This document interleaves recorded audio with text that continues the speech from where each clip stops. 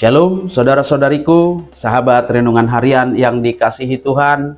Hari ini Rabu 24 Mei 2023, kita disapa oleh Tuhan lewat firman-Nya yang tertulis dalam surat Efesus pasal 3 ayat 18.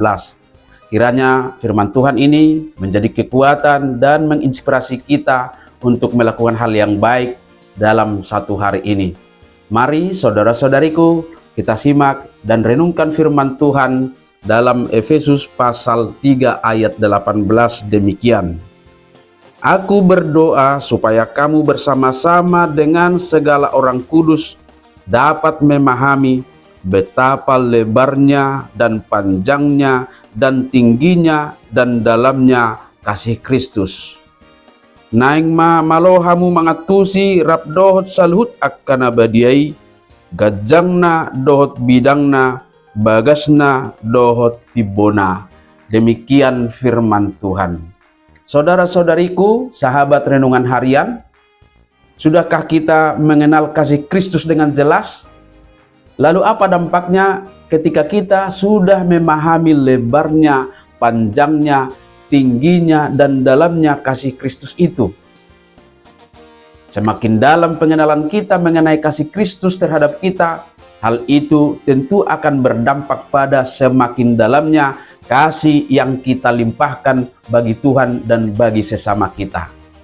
Saudara-saudariku, selain itu Paulus juga menegaskan dalam Kolose pasal 1 ayat 10 sampai ayat 11 bahwa pengenalan atau pengetahuan yang benar tentang Allah akan memampukan kita menanggung segala sesuatu dengan tekun dan sabar.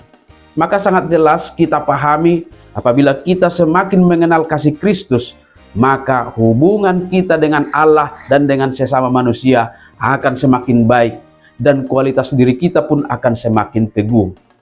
Tetapi harus kita pastikan bahwa pengenalan itu bukanlah dalam ranah kecerdasan intelektual kita.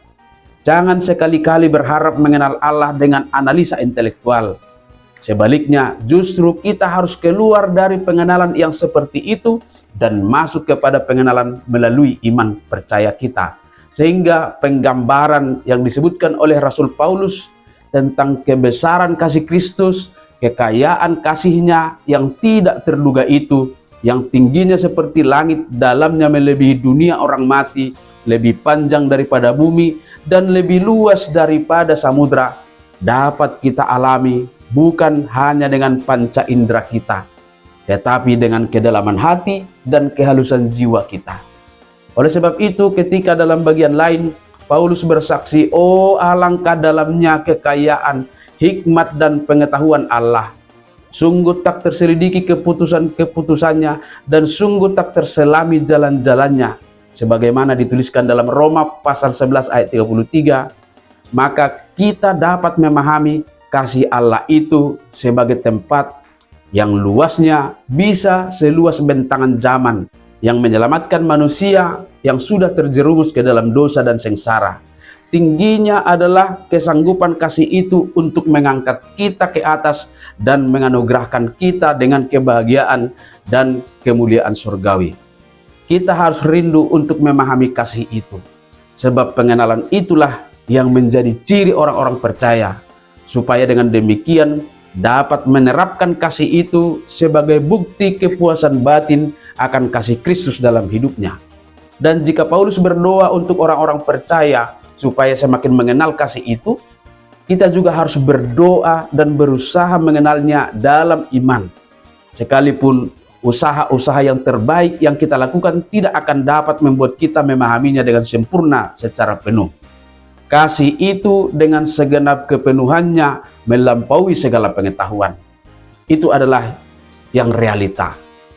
Meski kasih Kristus dapat kita rasakan dan kita kenal, tetap saja kasih itu tidak dapat kita pahami secara sempurna. Namun usaha itu telah menunjukkan bahwa kita sungguh-sungguh percaya kasih Allah yang menghadirkan damai sejahtera yang melampaui segala akal dan pikiran manusia di dalam kehidupan kita. Selamat menyelami kasih Allah yang sempurna dalam hidup kita sehari-hari. Amin. Selamat beraktivitas, Tuhan memberkati.